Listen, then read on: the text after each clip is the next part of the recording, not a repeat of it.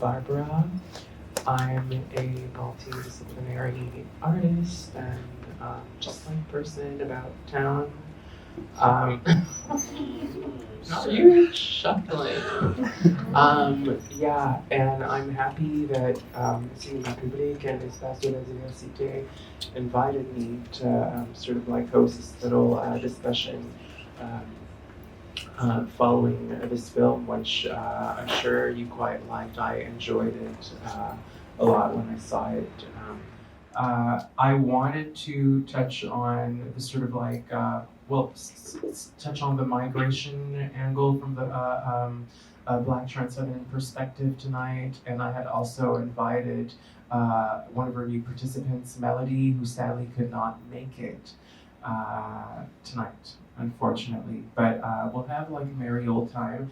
By the way, if anyone in the audience identifies, is a doll, okay? So this is like a doll space as a Black trans woman and feels that they want to partake in this discussion, feel free to come down. I left a little chair next to me, wink wink, but I'm not gonna look at y'all. But like, if ever you feel compelled, feel free to come on. First question. I read, Philippe, tu m'as envoyé un email de Margot de l'Espace de la Diversité qui dit que this edition of Espace de la Diversité is based on Contrat Racial, which is a rapper and activist Webster's translation of a book called The Racial Contract, published in 1997 by Charles Mills, a Jamaican-American philosopher. And full disclosure, I haven't read the book, but based on, brief research that I did, the book all in all argues that moral and political theories of Hobbes, Locke, Rousseau, and Kant present themselves as neutral with respect to race and ethnicity, but in actuality are sort of only regulate like what they report like in relation. How do I explain this? I need to repeat. You take your time, baby. You want to do it for the speak hard in French? No, right, yeah, because I'm kind of like live translating. Moral and political theories of those philosophers present themselves as neutral with respect to race and ethnicity, but the writer of The Racial Contract argues, or sort of like understood those works as works that only regulate relations between white people, and which I kind of find ironic, considering that people in the TGLBQ spectrum, like Black people in the TGLBQ spectrum, might feel the same in relation to radical works that have been written on anti-oppression affecting Black people, in the sense that like we often feel excluded from those movements. And I was wondering how you felt about that, or if that has ever played a part in you feeling that like you wanted to maybe not get closer to white people, but like if you felt like ever removed from like the Black anti-O movement. I'm gonna answer that question, but before that, I want to take a second to acknowledge that there, like in the movie that we saw, there is one of the trans women in, I don't know, I showed up maybe like a little later, so I don't know if like people mentioned it. No, it wasn't mentioned. It was like at the very end after the credits. I was trying to stick around to see if it was going to be shown, but it seems to be like at the tail end of. Gotcha. So it's like that. There's one one of the trans women like that we saw on in the movie. Her name is Coco the doll.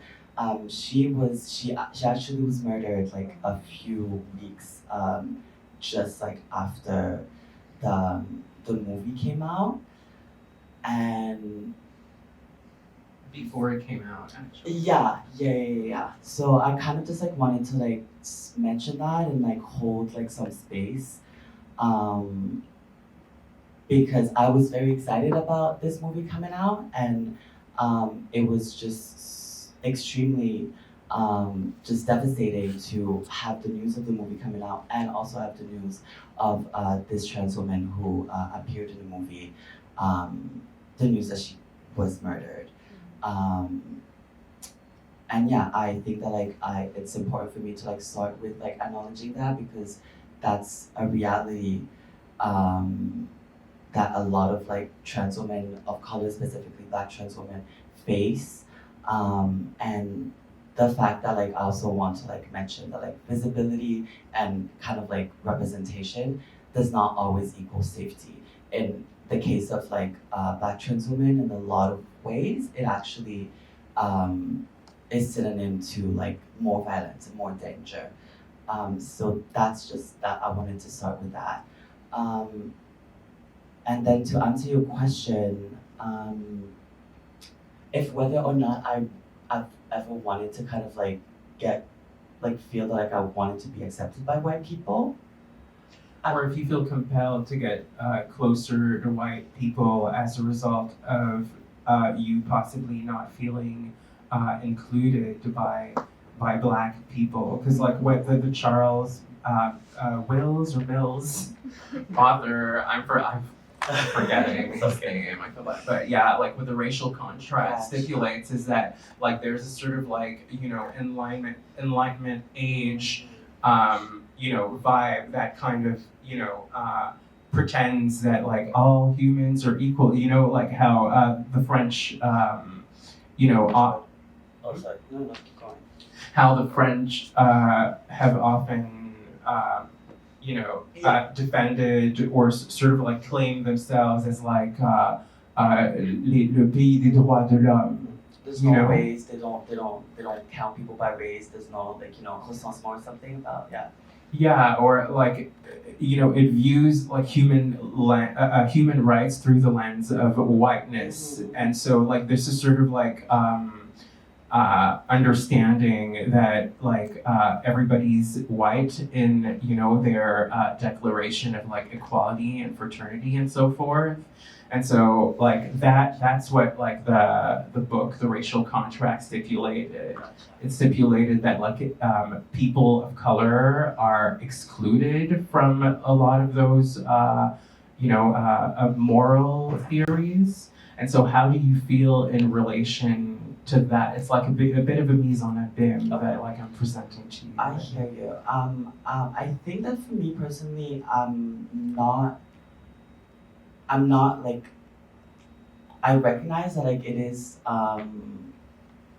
harder, as like a Black trans woman navigating all spaces, whether they're white spaces or Black straight places. Honestly, even like also kind of like Black like queer spaces that are not like, openly and intentionally trans. But one thing is that like I have been like blessed enough to know that like I will always be able to make connections with like Black trans people. And I really, it's important for me to fight the misconception that Black trans people cannot find each other, or that we cannot like hold each other, because my life is a complete testament to like the opposite of that, that like we do find each other, that like we do support each other, and we do love each other, So for me, it's never really been about like wanting to like seek out like white spaces or like white approval, but more to just like more to like look for my people. Like as soon as like I started transitioning physically,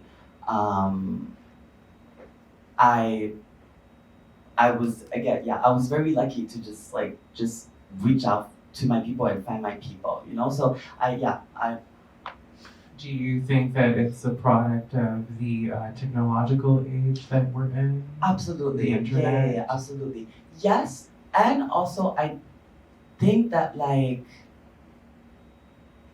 there were black trans women who were existing before the internet and before social media. before social media, right? And I was actually watching another documentary called The Stroll. If you have, I think if it's on Crave, if you have Crave, like it's available on Crave, and it's a documentary about sex workers that were working in New York, I think in the 90s or like late 80s, like to 90s, which was like just like right at like the start of like kind of like internet, like being, you know, using emails and whatever. And for me, I thought that it was so beautiful to witness and to hear stories about like black trans women finding each other without like the whole like technology thing, and like also like learning about the ways that like support and care was given, you know, without Wi-Fi, you know, without the existence of like LTE or like 3G or whatever to like reach out to someone and be like thinking of you, like actually like kind of like ways that like they found to like find each other. So yeah, I think that like yes, social media definitely helped because now we live in a world where we, you know, I can like meet another like trans woman and like start talking with her from like who lives in a completely different country. But I do believe that like people found ways to do it before even social media, you know. Even in Montreal? I think I believe so. Actually, is one of your daughters here? Like I think that like she's like Yeah, you know? Yeah. And I know that like one of your daughters like studies like a lot of the history that happened, the history of like trans women here in Montreal. And I also do think that like if there were two black dolls at that time, I also do believe that they found each other. You know what I mean? I think that like yes, the numbers are different in terms of like if we compare to like Atlanta or like those like kind of like, you know, trans mecca cities type of thing. There's like there's a difference in numbers, but I really would like to, maybe it's like a little like fantasies that like I'm like telling myself, but like I do want to believe that like if there were two black dolls, then the two black dolls like found each other and they kept each other alive, you know? And I really do believe that. Yeah, I think that like I just choose to believe that like we can, you know, support each other and we can find each other, and especially even more now like with like social media. For sure, yeah, it's a beautiful thing to see that we're able to connect in ways that seemed impossible back when even like I personally started kind of like, you know, coming out on the scene, like do my little queer like they them Oh yeah, thing. it's completely different now, you know, like it's completely different now, and I think it's so beautiful that like to also just like witness like the younger generation of like queer and trans like black people, and yeah, to even just see like how like just like a few years ago when I was coming up, there was much fewer, like not, let alone like trans girl, like black trans girls, like just like black queer people on the kind of like visible scene in general, you know what I mean? And like now I find it very very beautiful that like, you know, just to see how many like young black trans girls are out there and doing their thing, and yeah.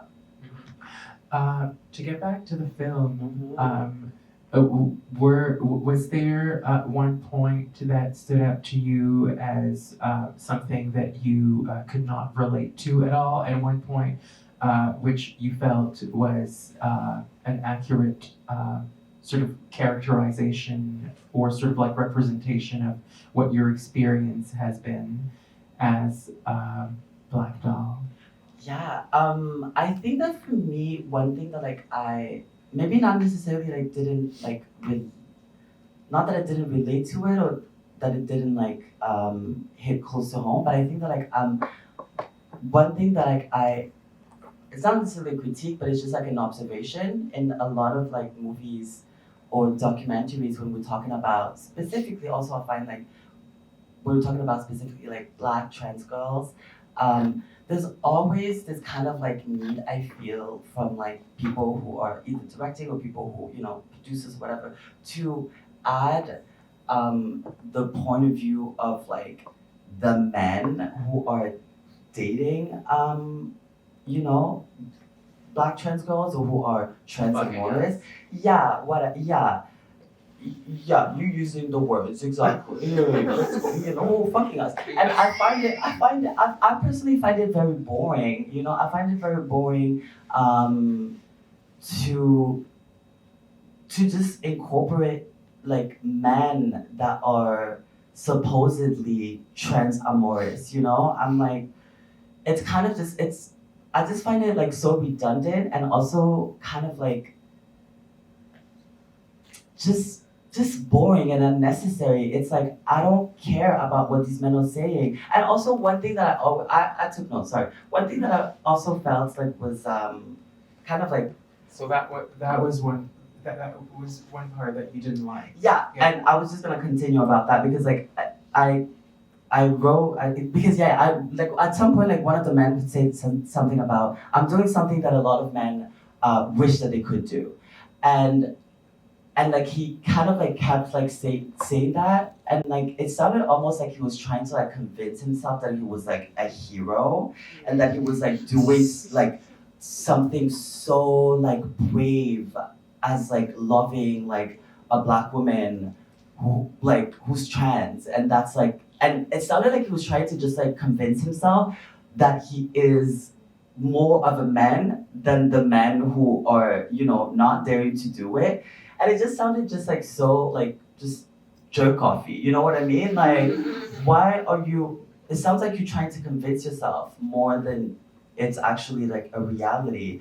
And it also just like goes back to like the belief that like for me like when we include like men in these kind of like narratives, it always like circles back to the men kind of just like being like, yeah, but I am doing something good. I am doing you a favor by like being on this. And I think that like also a lot of us too, like when we see like these men's like on the thing, we're like, oh, whether we want to or not, there's something in the back of our head where we're like, oh, he's out here, he's like showing his face on the thing. Like there's something that we kind of like, whether we want to or not, like I'm also guilty of it. And I think that like that kind of like robs from, you know, the stories of these women. But also to understand that like they, you know, there are women out there who are involved in like with like cis straight men.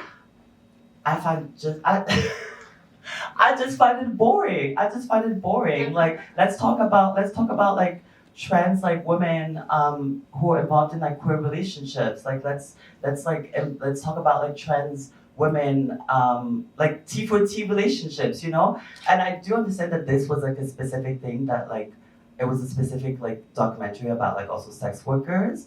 But yeah, that's something that I didn't like, kind of like necessarily relate with. Something that kind of like spoke to me was like kind of like towards the end when that girl was talking about her relationship with her mom and like how her mom felt that like she like lost another Black man. And at first I was like, I don't know if that's like really kind of like, but then I like as she kept on talking, I understood that like that's her giving her mother compassion because like she said like it must be like so like hurtful, you know, to kind of just like be living in a world like again like Atlanta, New York, where like probably she's talking about her mom who grew up in the 90s and like was like around when like, you know, there was like mass incarcerations and all of that.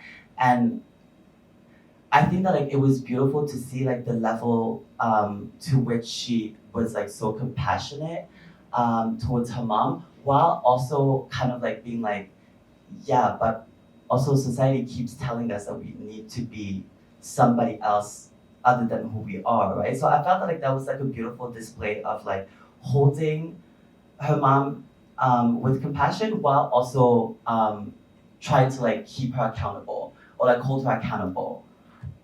Yeah. How about you? What were the parts that related? Hey. Well, interviewer. You literally asked you like ask me questions too. I know that what Danielle said towards the end, like showing a lot of compassion for her mom was beautiful. Like it resonated beautifully with me, even though like it. I wouldn't say that it's akin to my personal experience, but I totally got like it just resonated with me. I don't like agree with what you said about like the representation of those like those men. If anything, I understand that it might have come from sort of self-congratulatory place, and that's a bit grody, whatever. But to go back to the point I think one of us was making about representation and being able to project ourselves through images. Well, as a starting point, I think that some men who may be attracted to the dolls on the down low, but not feel comfortable to be open about it, would probably start, opening up when watching images like those. And so I think that the impact of that on a broader scale can be positive. And I mean, let's not kid ourselves.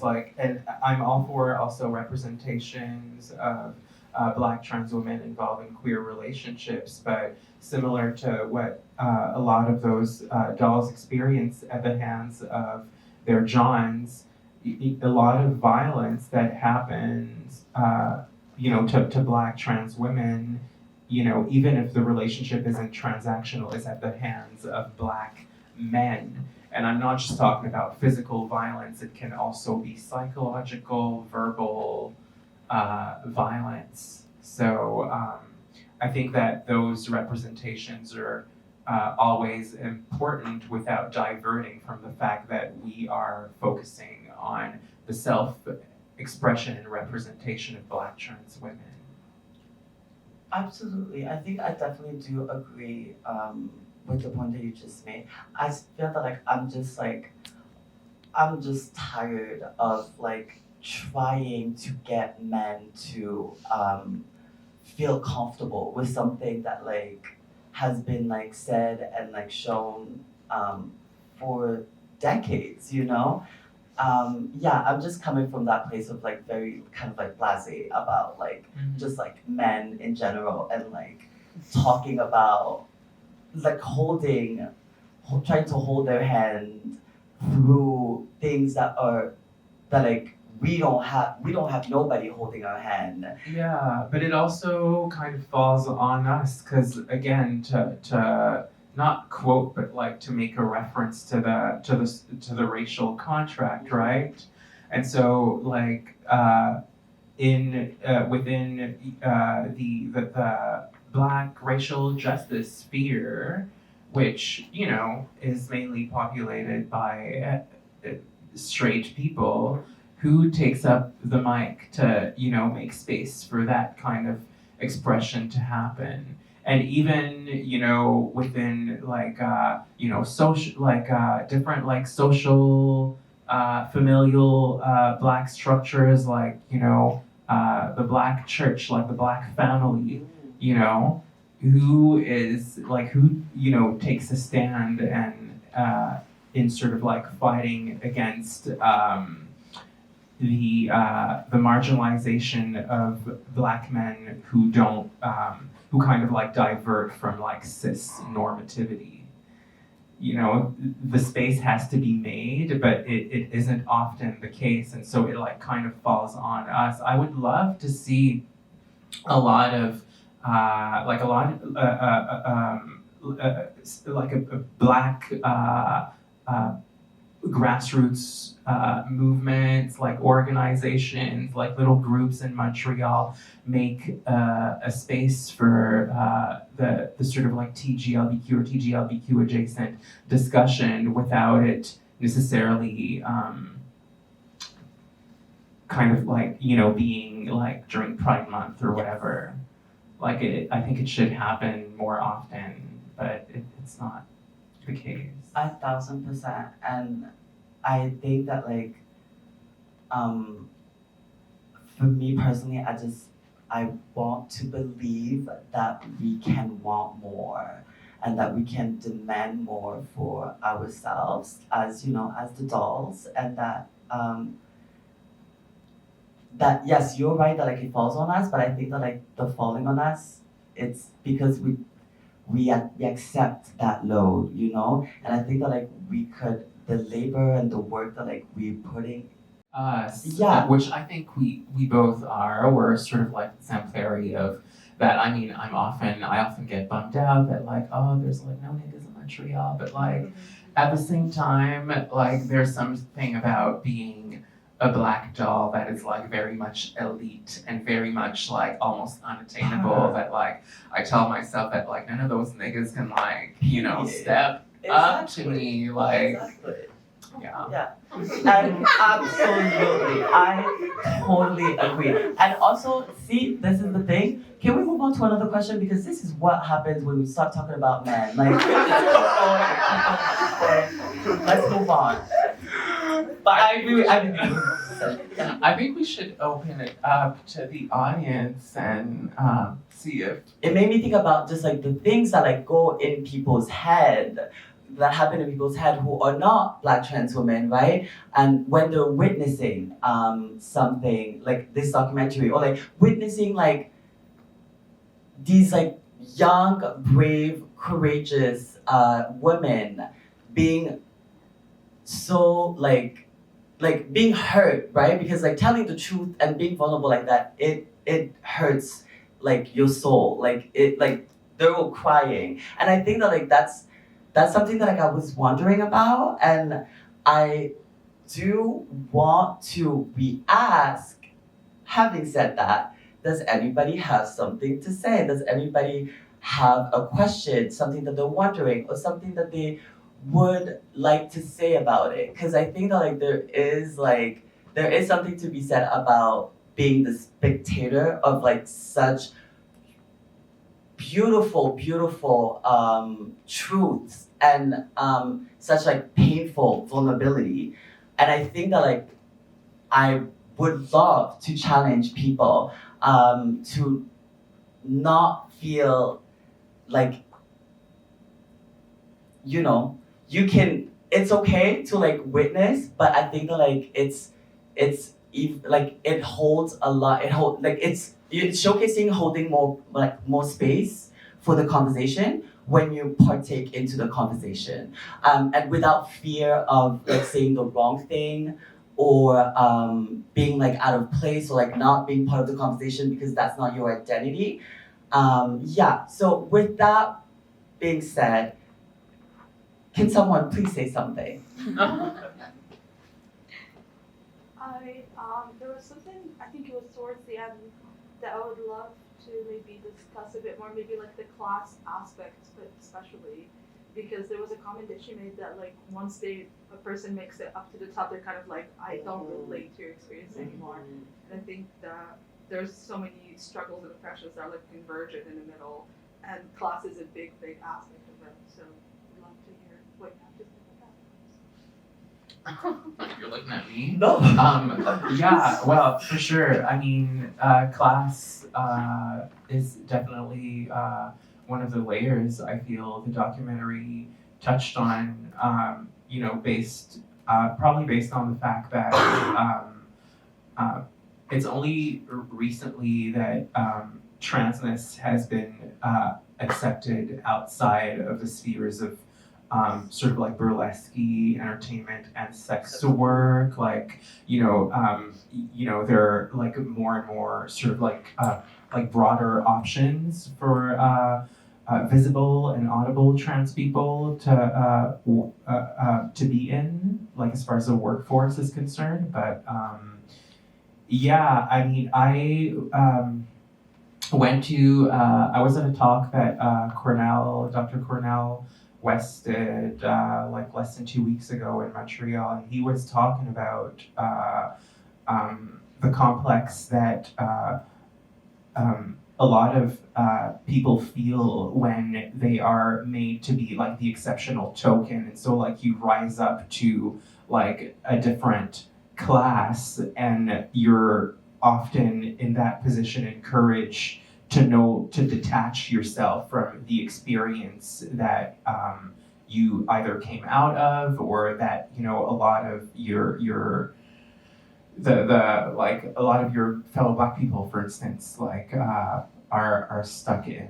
And so I think that's what she wanted to say is although I'm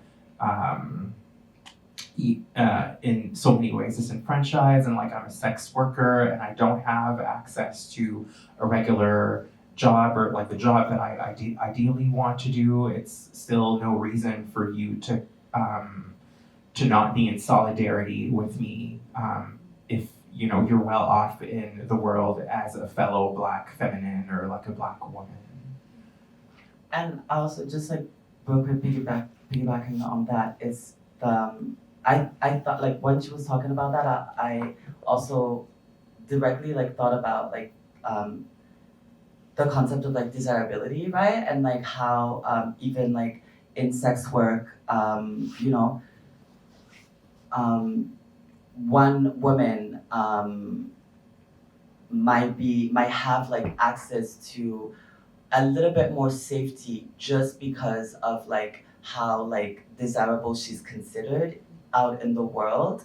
And then like and again like and that also and then that's also you see that same thing that you just talked about like happening, like someone being like, you are less than me because I have access to more safety because I'm more desirable. Even though like we're both like in the sex work industry, you are less than me because you're considered less desirable and therefore have less safety, right? So I think I think the concept of like class and power and access, I often do not talk about those things without talking about desirability and how one's appearance can contribute to like having access. And I think that like it's I find it also like interesting that like she mentioned like the whole like the class thing, and the first thing that came to mind was like knowing that like those girls that like she's not I'm better than her because I look better than her and because I make more money than her. That's kind of like that's what I wanted to add on to that. But thank you. You had something to say? We had another question. Yes, sorry. Yeah. Go ahead. Yeah, well, I was wondering because the film is mostly about sex work, and I was wondering if you thought there were parallels that we could make in the art scene in Montreal with how like with like what are the places for trans people in the art scene, and like if there are the dynamics that can like contribute to kind of the class aspect that was asked earlier. I'm not sure how to answer that question. In the sense that like, do you find that or not, because that's the question, that in the art scene in Montreal or art scene in general, we can find parallels to the vulnerability it creates for trans people. Same systems of exploitation is like very, I guess, it's harder to like get in. Sorry. You mean like it's harder to like break in? Well, either that or, you know, the like. Yeah, I think I'm following like a little bit like the thread that you pulling out, in the sense that like I want to also like acknowledge that like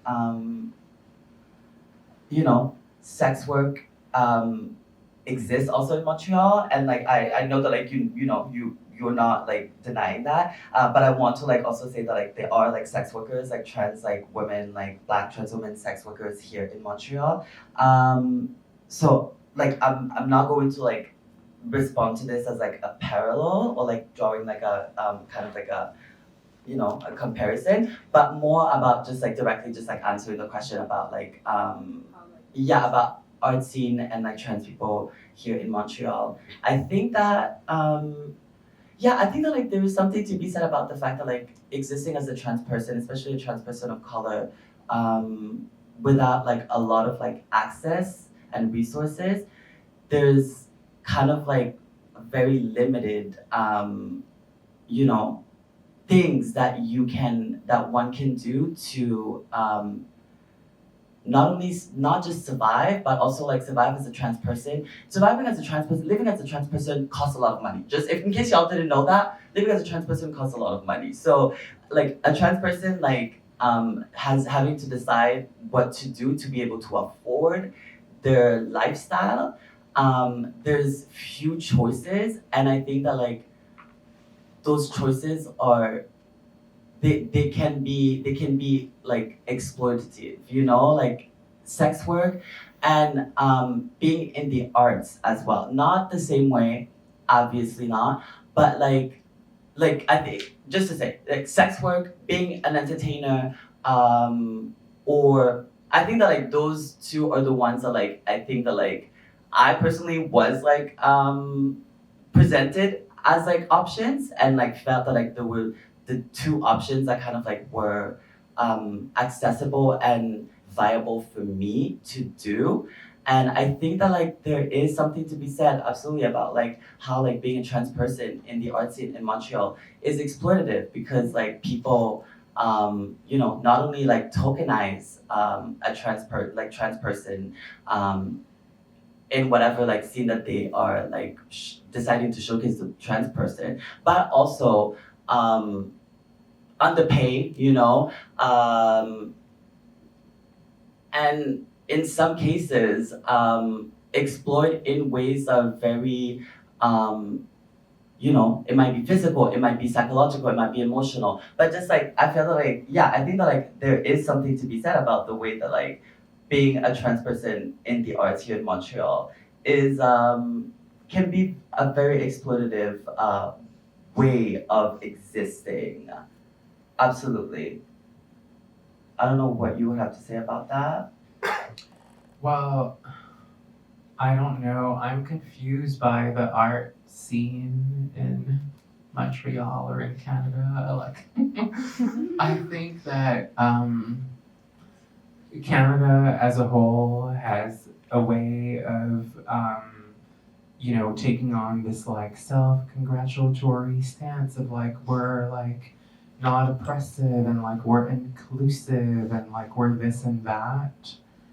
And so like in the last 10 years, we've seen in a number of different disciplines a clear desire on the part of institutions to be like inclusive, but like I don't know what it says exactly or like how it contributes to dismantling you know, systems of oppressions, as we say. I don't know like how that is like rooted in tokenism. I don't know if I am expected as a Black person of you know, in the TGLBQ spectrum of trans experience to like talk about like racism or transphobia, because often like if you wield like an oppression, like you have to talk about that oppression. You can't just like talk about your favorite meal or, you know. So I don't know. I don't know how to answer the question. So politically correct. No, it wasn't politically correct. I'm kidding. But yeah, it's whatever. Mhm. I won't say more. I think we had another question there. Yeah. My question was, there was a man who was presented in the film as, you know, the guy who presented himself as like working with Usher and Beyonce, and he had never like loved a trans woman. He wasn't really involved with one, but he spoke a lot, and he said a lot of like things that could be very maybe insulting, like, oh, I would have been with her, but she has male genitalia, so I'm not interested, but I would have. Lies. Do you Yes. do you think that was useful in the film, or do you think it sort of pulled away from it because he was so present in it? There was a lot of time on this guy. Well, I think it was useful, you know, first of all, from, you know, the perspective of D. Smith, like the director and producer of the film is D. Smith, the Black trans woman. Yes. So, you know, that's like one thing, but I think that it's also important to show, like I felt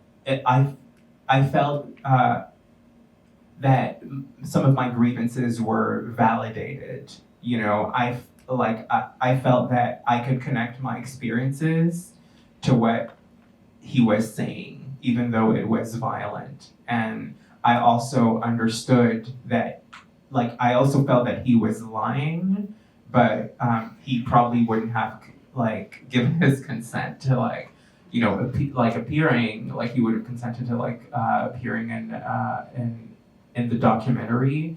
So I think that D. Smith did, like, a good job at reeling him in and, you know, getting his story without asking, without confronting him on, you know, on that very topic, which is, like, you know, have you had sex with trans women, which you decided to lie on. Agreed. So yeah, that's kind of the vibe.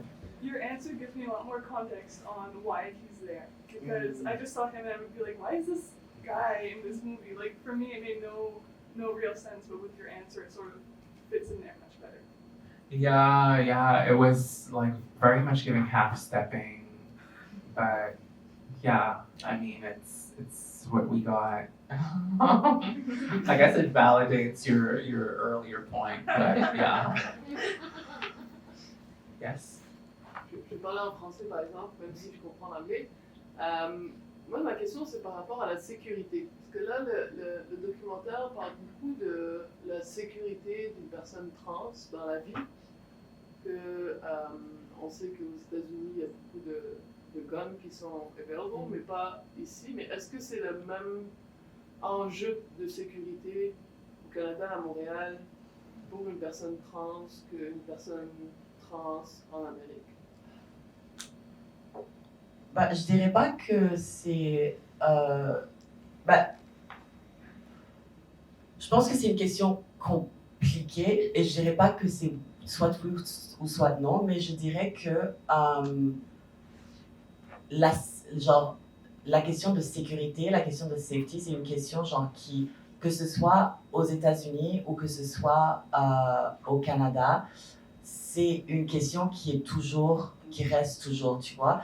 Maintenant, s'il y a une différence, je pense que oui, il y a une différence parce que tu as mentionné ça tout à l'heure, tu as parlé du fait que comme, ouais, et bien sûr aussi, toi, tu viens aussi d'en parler du fait que comme, il y a beaucoup plus d'armes à feu qui sont available aux États-Unis qu'au Canada. So ça, c'est déjà une différence. L'autre différence, c'est ce dont elle a parlé, qui est du fait que comme, le Canada, c'est un peu genre comme, c'est l'endroit qui it sells itself comme genre, ouais, tout le monde est beau, tout le monde est gentil, blablabla. Bah, c'est pas vrai. Mais ça, je pense que c'est aussi genre, pour moi, genre, quand on rentre dans ces comparaisons, genre, I'll start with this. Quand on rentre dans ces comparaisons, moi j'ai envie d'amener aussi, genre, un petit peu dans la sauce, d'amener au fait que c'est pas juste genre aux États-Unis, au Canada, qu'il y a des femmes trans ou qu'il y a des personnes trans. Tu vois ce que je veux dire? Et que souvent, on parle de la violence que les personnes trans, like, genre, that happened to trans people, en genre l'Amérique du Nord. Et on parle genre des États-Unis, du Canada. On parle pas de... ou bien c'est très rarement qu'on parle du Brésil, par exemple. C'est très rarement qu'on parle des femmes trans africaines. Mais je pense que c'est assez réaliste d'assumer le pire, en fait, pour ces femmes trans-là, ou ces personnes trans qui sont au Brésil, en Afrique, en Ouganda, genre, où il y a, genre, literally so many bills that have just been, like, passed contre les personnes trans. Donc, je pense, pour moi, quand amener la question de la comparaison entre le Canada et les États-Unis, pour moi, je trouve que c'est une question, oui, on peut se la poser, mais je pense que ça, je sais pas, I feel that like it might like kind of like blind us about like the true question, which is why do we even have to ask about like genre à quel point genre c'est plus safe d'être au Canada ou aux États-Unis par rapport à être une personne trans. Je pense que, again, I'm saying it, il y a une différence parce que ce dont tu as mentionné par rapport à la présence d'armes à feu. Mais je pense qu'il y a vraiment aussi quelque chose de that like can be said about like this kind of like comparison that like, oh, but like is it safer here? Because I think that like ça peut paraître un peu plus safe ici, je pense, parce que déjà je pense que les nombres sont différents. Et aussi, je connais genre beaucoup de personnes trans, noires, sex workers who have gone through like very violent things. Mais c'est pas quelque chose que, en tout cas, je veux juste dire que comme pour moi, like it's like I find it kind of like that it takes away from the conversation when we're talking about, quand on parle de comparer genre c'est où que c'est plus safe au Canada ou aux États-Unis, parce que je pense aussi que comme ça aussi sous-entend que comme c'est juste au Canada ou aux États-Unis que comme il y a le plus de... Non, je dis pas... Non, je dis vraiment pas que c'est pas ce que tu dis. Mais je dis que comme si on va amener genre les États-Unis, qu'on connaît les nombres, I would say, on va amener le Brésil, on va amener les pays africains où je pense que comme les nombres sont encore plus extravagants, mais on n'en parle pas. Tu vois ce que je veux dire? Donc ça, c'est ça pour moi que... Like, that's what I would say. Yeah. Yeah, I'd also add that, like, the film didn't just, like, of course, like, the more sort of, like, ostentatious cases of violence were, in relation to gun, as presented in the film, were in relation to guns. But there's lots of instances of violence that people, no matter what country they are in, are going to experience. And so, like, the film also talked about, like, institutional violence. It talked about communal violence. It talked about, like, familial violence. Like, we're born in Black families, that have their fair share of, like, internalized, Christian indoctrination that results in them, like, being rejective of our, non-conformity in relation to the gender that, we were, designated, or that it was coerced, that we were coerced in. So, I think that we need to remember that, and also like intimate violence. The fact that it may be in some cases, in a lot of cases, harder for Black trans women who are interested in dating cis men. Like the fact that that dating lifestyle, so to speak, may be harder and that like we all have needs in relation to like intimacy and like feeling connected physically or sexually to somebody may lead us to like going online like and just like experiencing one how did Danielle describe it, not one rejection but like one person who hasn't like processed the attraction. Their attraction to trans women, like one after the next, and so like you just like start hopping from like one blind date to the next, and like experiencing that rejection, which inevitably results in you perhaps questioning like yourself and like having a different relationship to or like having a lowered self-esteem coming out of those experiences in the long run. So there's violence, the spectacular violence taken from a kind of like gun wielding visual standpoint, but there's like lots of cases of violence which are at the root caused by unhealthy expectations placed on Black men and men in general, but black men specifically. Like I don't even know how to finish that sentence. It was way too long, but you get the idea. Yeah. Oh, yes. I have a question, kind of like picking up on the thread of kind of like classism and meritocracy that has been talked about, kind of like this idea of people who are in a material context of safety feeling entitled particularly to like the emotional, spiritual, and sense-making level of people who may be experiencing some version of precarity, so that they can dangle the attention of safety in front of them and kind of like keep bringing the carrot further. And I was thinking about that a lot when you were talking about the idea of like, there often being like a scene where we hear a man speak or whatever, and how that in one way or another is often part of that sense-making labor, because people who are in positions of safety don't actually have to make sense about anything or think critically. And so that made me think of what you were saying about refusal, like the refusal of that labor and laying it down for someone else to pick up.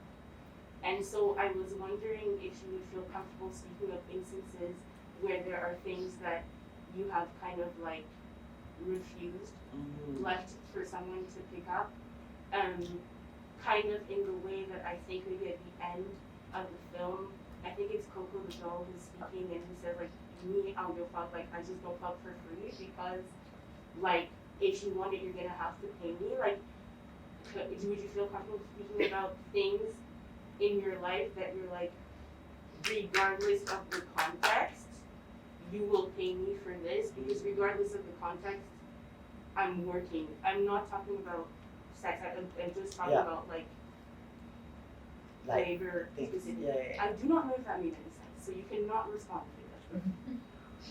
I think I understood you on that. If I want to start, in relation to sex, because this is a moment for revelations. But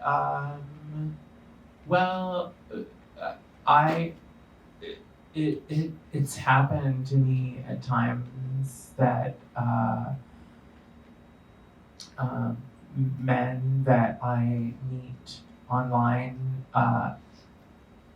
it's happened to, like, I've met men online who, express the fact that, they weren't comfortable, for instance, like meeting in public space because they were afraid that everyone was gonna like turn to us and go like, oh my God, well, she is trans, and like, what are you doing?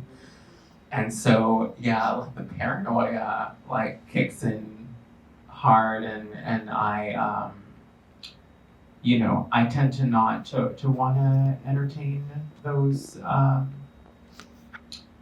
guys anymore. But I've alternately also asked for money, which, you know, inevitably results in, you know, things fizzling out because, you know, they don't, like, yeah, whatever. Like, they don't position themselves as Johns. Like, they're not on the dating apps to pay for sex, but it's sort of like my way to kind of like put down a boundary and say, well, I don't want to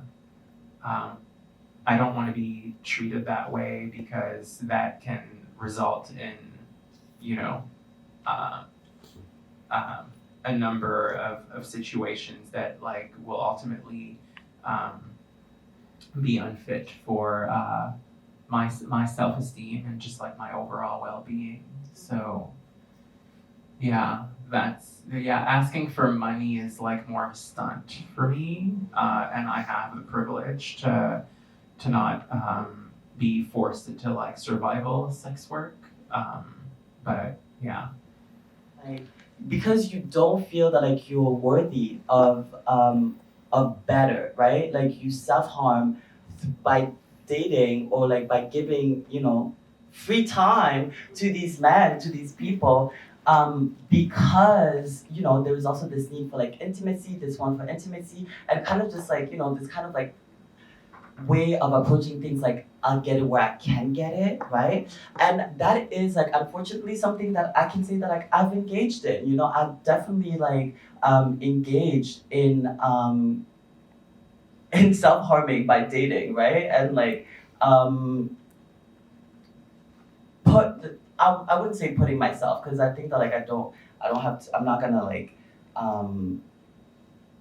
put this on me and make it like, you know, it's a result of my like, you know, my life and like the things that like I'm going through. But to answer your question, it's been for me like deciding that I'm no longer engaging in things like that, you know, that like I'm the only one who decides like my value, and like can say that like, yes, I am worthy of what I want, of who I want, and of someone who does not make me feel like they're doing me a favor, or rather, I don't project onto them that they're doing me a favor, right? So I think that like for me, it's been very much kind of like choosing to engage on that path of like just like radical like self-acceptance and like self-love in this way that like I no longer engage in messing with people that like I'm just doing it either because I don't like myself in that moment, or because I'm bored, you know? I have to always remind myself, like, just because you can do it, or just because like this is coming to you, does not mean that you actually want it. Like, do you want this person? Like, do you actually want to spend time with this person? Most of the time the answer is no, you know? So it's like, it's been like engaging on that journey of, yes, I know what I deserve, and what I deserve is coming, you know? Yeah. I think that like subconsciously, there is this kind of belief that I was trained to have, that like I will be as much of a woman as the man tells me that I am, you know? And that was something that like, again, I like, it was subconscious. It was something that like I kind of like without involuntarily like digested and like internalized for myself. And so yeah, I would have to say that yes, it's probably, it has to do with like this false sense of like safety that like I kind of like equated to the proximity to a man. And absolutely also because like I think that like also if I'm being honest with it, that like the proximity to the man, depending on like where he is at in society, means more or less safety, right? So that was absolutely something that like I navigated kind of like my early transition with that truth that I didn't allow myself to like consider as truth, and that's I think that that's precisely what I have like deconstructed and like refused to believe anymore, you know, especially that thing about like that like my womanhood has to be defined by through the eyes of a man, you know? And yeah, I would say that that was absolutely the case for me at least, yeah. Thanks, Ava. Well, your answer just gave me pause, and I'm sorry for physically reacting in a way that may have seemed dismissive. It's just that, like, my reaction wasn't to, like, intellectualize that answer because I love dick, period.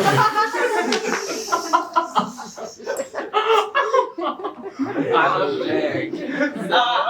Say it again.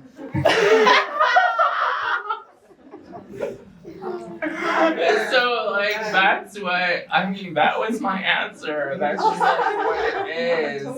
And so it is rooted in that. But like your answer definitely gave me pause, and that I realized that the articulation of my femininity may have been informed by my desire to get like male validation, but I think that by tending to over intellectualize, it's easy to like ignore that part of yourself that just wants to be vulnerable and like be physically close to a type of person that like you're physically and romantically attracted to. And so that's what it comes down to. Like if I want to be close to a guy, it's just that like it's how I fancy myself romantically and sexually, and that's it. Do you feel that that's also like how you felt maybe like let's say like 3-4 years ago? What do you mean? Like do you feel that like you like what you just said about like sometimes it's not that serious. Sometimes it's just because like I want to lay next to a man because I find him attractive, and because or maybe because I just want some dick in like that moment. Do you feel that like there was a moment again like 3, 4, 5 years ago where you were like you were like kind of like doing that thing that like I just talked about in terms of like seeing how desirable you are to a man as confirmation or as like validation of your like womanhood. But that's more than 3-4 years. That was like in the earlier stages, like very trans for me, where like it was kind of like the first few times stepping out and like being unsure if like I looked good enough, and so I had to kind of like navigate that transness through the eyes of society.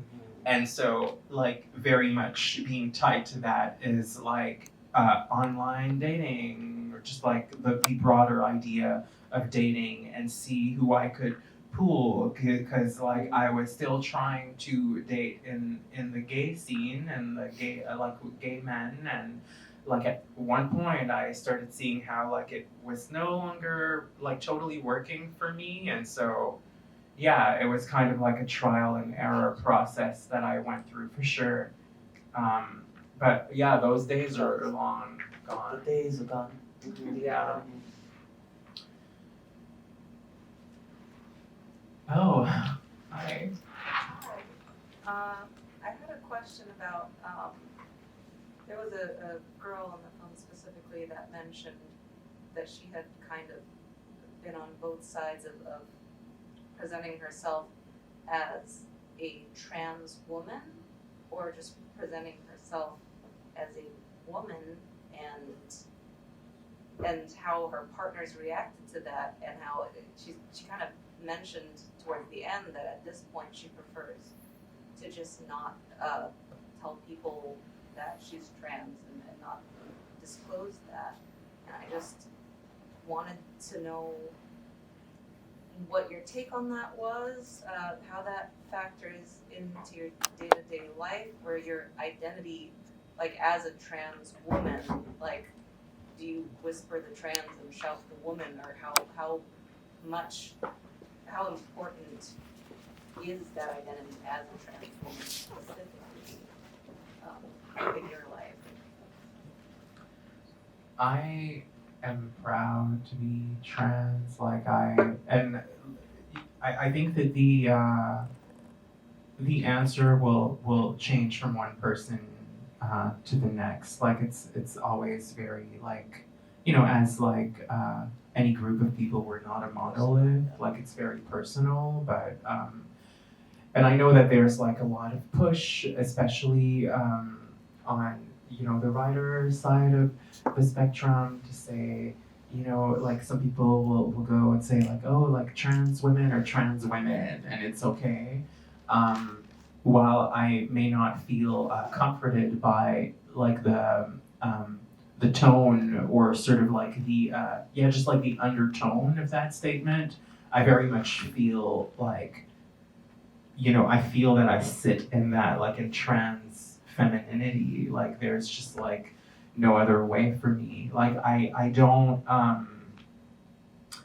I feel as like I don't feel disconnected from like, you know, the cis woman experience. I very much feel connected to it, but I feel as connected to it as I feel connected to you know, the gay male experience, you know, based on me having lived so many years like as like a gay queer man. And so like for me, there's just like no way around it. I am proud to even like announce it anywhere I go. I don't feel like watering the trans aspect of my sexual persona or my personality down in any way.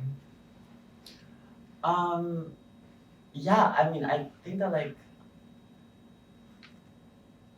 that question is like you said, it's, you know, I think it also bears repeating that like it's a different opinion and a different way of feeling from one person to another.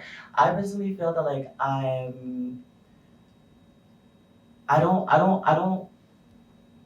don't whisper the trans part and then shout the woman part. One thing that the way that I navigate like my personhood, my identity is that like I lead with the fact that like I am a woman and I exist as a woman, and that like womanhood is something that is not an experience that is just like one, and also it's not an existence that's just one. And I think that like for me, same as Elle, like I'm very proud to be a trans woman, and I think that like nothing about who I am and like honestly like the incredible like capacity for like empathy and love and care that like I possess would not be things that I would have without being a trans woman, right? However, I think that like because of the climate in which we exist and because it is still so hard for society at large to just leave us the fuck alone, I think that it's important for me to show up and show off and scream that like I am a woman, and what you're gonna do about it, you know? And it's like, so if you're gonna challenge me about it, yes, okay, you can challenge me about it, but you're not gonna change it, you know? And it's like, it's, for me, I see my transness as like something that like, again, is fully, completely part of me. However, I think that like, it is also just like a part of me that is so like sacred and personal that, yeah, no, not everybody is going to be privy to that information if it doesn't call for it. If it's not, or if they don't read it on my face, then hey, I like that. If I'm just like walking the street, or if I'm entering like a space where I'm like, you know, if let's say like we're talking tonight about like another movie that was not about trans women, and I was invited to talk about something completely different from like transness, I may or may not have like mentioned that I'm trans, you know? And I think that for me, it's coming from a place of also kind of like, you know, I think that like in a way like I have like the capacity to like move through the world in a way that like maybe like some people won't read on my face that I'm trans, and I think that like that also plays a role in how I like negotiate that for myself. And I think that like it's mostly kind of just like a safety thing also, you know. And that's also why like, because it's such like a sacred and private thing, it's not something that like anybody is going to have access to, you know what I mean? But if it's relevant to what we're talking about and like where we're going in the conversation or whatever we're doing, if it's relevant, it will come up. But yeah, no, I would say that like I do not whisper the trans part. I do shout the woman part. The trans part like comes in when I feel like it's relevant to the conversation. Yeah. Thank you guys so much for Thank coming. you. Thank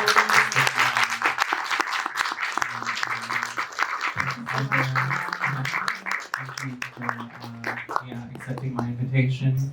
If ever you want to make a donation to ASTT to facilitate the lives of the most marginalized in our community, you can check out the link. There's like a link tree at ASTTEQ, ASTTEQ on IG, and that's it. And you can also follow us on IG. Thanks to Espace de la Diversité, to ASTT, to Cinéma, Public. Merci beaucoup. Thank you, merci.